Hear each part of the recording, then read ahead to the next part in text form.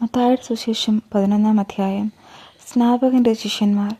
യേശു 12 ശിഷ്യന്മാർക്കും നിർദ്ദേശങ്ങൾ നൽകിയതിനു ശേഷം അവരുടെ പട്ടണങ്ങളിൽ പഠിപ്പിക്കുവാനും പ്രസംഗിക്കുവാനുമായി അവിടെ നിന്ന് പുറപ്പെട്ടു. യോഹന്നാൻ കാരാഗൃഹത്തിൽ വെച്ച് ക്രിസ്തുവിൻ്റെ പ്രവർത്തനങ്ങളെക്കുറിച്ച് കേട്ട് ശിഷ്യന്മാരെ അയച്ച് അവനോട് ചോദിച്ചു, വരാനിരിക്കുന്നവൻ നീ തന്നെയോ, അതോ ഞങ്ങൾ മറ്റൊരുവനെ പ്രതീക്ഷിക്കണമോ?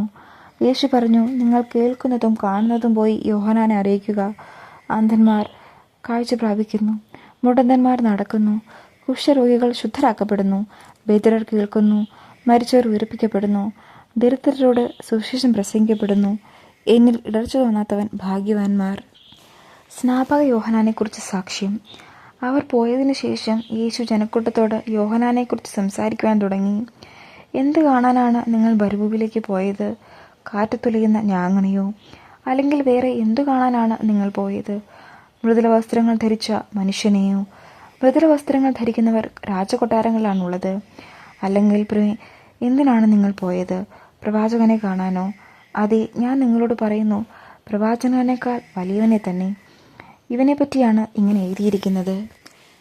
ഇതാ, നിനക്ക് മുൻപേ എൻ്റെ ദൂതനെ ഞാൻ അയക്കുന്നു. അവൻ നിന്റെ മുൻപേ പോയി നിനക്ക് വഴിയൊരുക്കും. സത്യമായി ഞാൻ നിങ്ങളോട് പറയുന്നു, സ്ത്രീകളിൽ നിന്ന് ജനിച്ചവനിൽ സ്നാപക യോഹന്നാനേക്കാൾ വലിയവനില്ല. എങ്കിലും സ്വർഗരാജ്യത്തിലെ ഏറ്റവും ചെറിയവൻ അവനേക്കാൾ വലിയവനാണ്.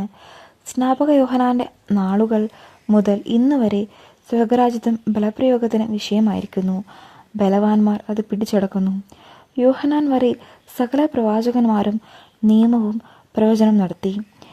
നിങ്ങൾ സ്വീകരിക്കുവാൻ തയ്യാറാണെങ്കിൽ ഇവനാണ് വരാനിരിക്കുന്ന ഏലിയ. ചെവിയുള്ളവൻ കേൾക്കട്ടെ. ഈ തലമുറയെ എന്തിനോട് ഞാൻ ഉപമിക്കണം? ചന്തസ്ഥലത്തിരുന്ന് കൂട്ടുകാരെ വിളിച്ച് ഞങ്ങൾ നിങ്ങൾക്ക് വേണ്ടി കുഴലൂതി, എങ്കിലും നിങ്ങൾ നൃത്തം ചെയ്തില്ല. ഞങ്ങൾ വിലാപഗാനം ആലപിച്ചു, എങ്കിലും നിങ്ങൾ വിലപിച്ചില്ല എന്ന് പറയുന്ന കുട്ടികൾക്ക് സമാനമാണ് ഈ തലമുറ. യോഹന്നാൻ ഭക്ഷിക്കാത്തവനും പാനം ചെയ്യാത്തവനുമായി വന്നു. അവൻ പിശാചബാധിതനാണെന്ന് അപ്പോൾ അവർ പറയുന്നു. മനുഷ്യപുത്രൻ ഭക്ഷിക്കുന്നവനും പാനം ചെയ്യുന്നവനായി വന്നു. അപ്പോൾ അവർ പറയുന്നു, ഇതാ ഭോജനപ്രിയനും വീഞ്ഞുകുടിയനും ചുങ്കക്കാരുടെയും പാപികളുടെയും സ്നേഹിതനുമായ മനുഷ്യൻ.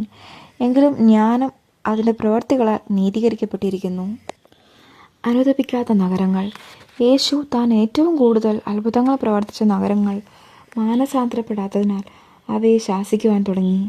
കൊറാസിൻ, നിനക്ക് ദുരിതം! ബെത്സയിദ, നിനക്ക് ദുരിതം! നിന്നിൽ നടന്ന അത്ഭുതങ്ങൾ ടൈറിലും സീദോനിലും നടന്നിരുന്നെങ്കിൽ അവ എത്ര പണ്ടി ചാക്കുടുത്ത് ചാരം പൂശി അനുദപിക്കുമായിരുന്നു. ഈ ദിനത്തിൽ ടൈറിനും സീദോനും നിങ്ങളെക്കാൾ ആശ്വാസമുണ്ടാകുമെന്ന് ഞാൻ നിങ്ങളോട് പറയുന്നു. കഫർനാമേ, നീ സ്വർഗം വരെ ഉയർത്തപ്പെട്ടുവെന്നോ? പാതാളം വരെ നീ താഴ്ത്തപ്പെടും. നിന്നിൽ സംഭവിച്ച അത്ഭുതങ്ങൾ സോദോമിൽ സംഭവിച്ചിരുന്നെങ്കിൽ അത് ഇന്നും നിലനിൽക്കുമായിരുന്നു. ഞാൻ നിന്നോട് പറയുന്നു, വിധി ദിനത്തിൽ സോദോമിൻ്റെ സ്ഥിതി നിന്റേതിനേക്കാൾ സഹനീയമായിരിക്കും. ക്ലേശിതർക്ക് ആശ്രയം. യേശു ഉദ്ഘോഷിച്ചു, സ്വർഗത്തിൻ്റെയും ഭൂമിയുടെയും നാഥനായ പിതാവേ, നീ ഇക്കാര്യങ്ങൾ ബുദ്ധിമാന്മാരിലും വിവേകികളിൽ നിന്ന് മറിച്ച് ശിശുക്കൾക്ക് വെളിപ്പെടുത്തിയതിനാൽ ഞാൻ നിന്നെ സ്തുതിക്കുന്നു. അതേ പിതാവേ, ഇപ്രകാരമായിരുന്നു നിന്റെ തിരുവുള്ളം. സർവവും എൻ്റെ പിതാവ് എന്നെ ഏൽപ്പിച്ചിരിക്കുന്നു. പിതാവല്ലാതെ മറ്റാരും പുത്രനെ അറിയുന്നില്ല. പുത്രനും പുത്രൻ ആർക്ക് വെളിപ്പെടുത്തുവാൻ മനസ്സാകുന്നുവോ അവനുമല്ലാതെ മറ്റാരും പിതാവിനെയും അറിയുന്നില്ല. അധ്വാനിക്കുന്നവരും ഭാരം വഹിക്കുന്നവരുമായ നിങ്ങളെല്ലാവരും എൻ്റെ അടുക്കൽ വരുവിൻ, ഞാൻ നിങ്ങളെ ആശ്വസിപ്പിക്കാം.